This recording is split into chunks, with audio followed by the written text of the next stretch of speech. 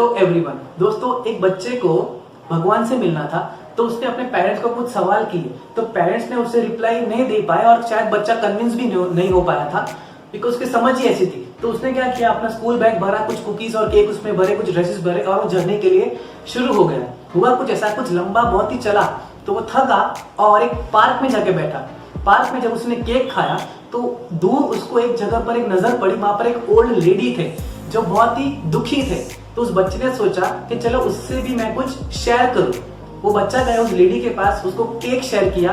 वो लेडी बहुत ही ज्यादा खुश हो गए बच्चा, and the kid was like dilated. वो बहुत ही ज्यादा खुश हो गया और ज्यादा कुकीज और केक शेयर किए और दोनों बस स्माइल दे रहे थे और खुश हो रहे थे और बस केक्स और कुकीज को एंजॉय कर रहे थे। हुआ कुछ ऐसा, रात होने को थी और वो बच्चा अपने घर की ओर आगे बढ़ा।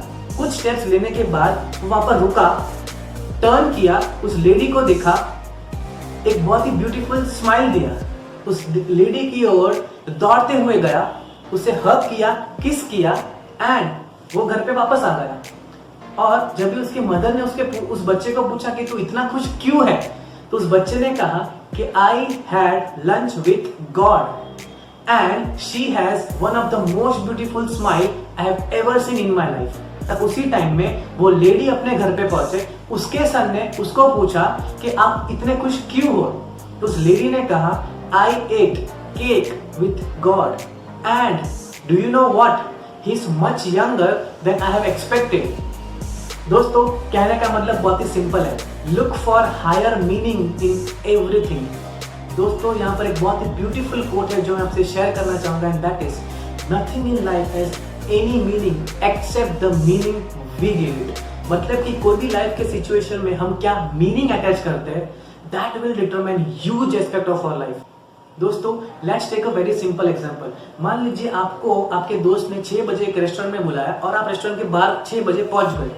6:30 हो गया, वो आपका दोस्त नहीं आया, ना ही आपको फोन किया। आपको कैसा फील होएगा? शायद फ्रस्ट्रेटेड और एंग्री।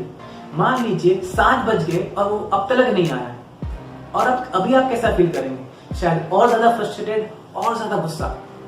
7:30 हो गया, अब तक नहीं आया, ना ही उसने फोन किया, ना ही आपका फोन उसने रिप्लाई किया। आप बोलेंगे मैं उसके लिए नहीं रुक रहा हूँ, राइट? लेकिन दोस्तों, मान लीजिए 7:35 को उसके घर से मैसेज आता है कि उस दोस्त का एक्सीडेंट हो गया है और वो हॉस्पिटल में है।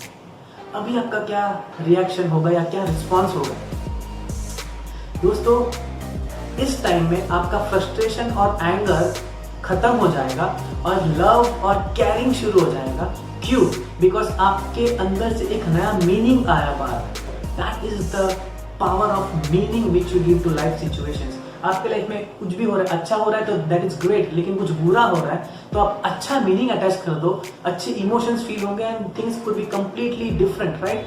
दोस्तों, कुछ लोग मुझे ये पूछते हैं कि मुझे पास्ट को समझने के लिए थोड़ा सा टाइम चाहिए और शायद फ्यूचर मेरे पास्ट को ठीक कर देगा। And friends, this is a delusion.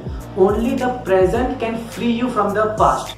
Friends, time past, present और फ्यूचर है, राइट? पास्ट एक टाइम में प्रेजेंट था, प्रेजेंट तो प्रेजेंट है ही, and future is going to be present, right? Future is not going to show up as future, future is going to show up as present, right? और इसके लिए present moment में रहना बहुत जरूरी है। Friends, if I have to be happy, I have to be happy right now. It's very simple. And एक final सा कोट मैं आपसे शेयर करना चाहूंगा, and that is from the book wow of the now, and that is you cannot find yourself by going into the past or thinking about the future. You find yourself by coming into the present, right?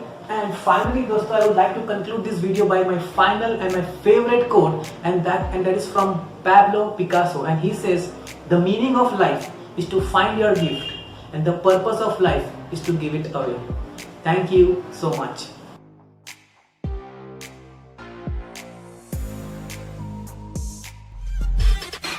Thank you all so much for watching. Please like and comment, and don't forget to subscribe right now.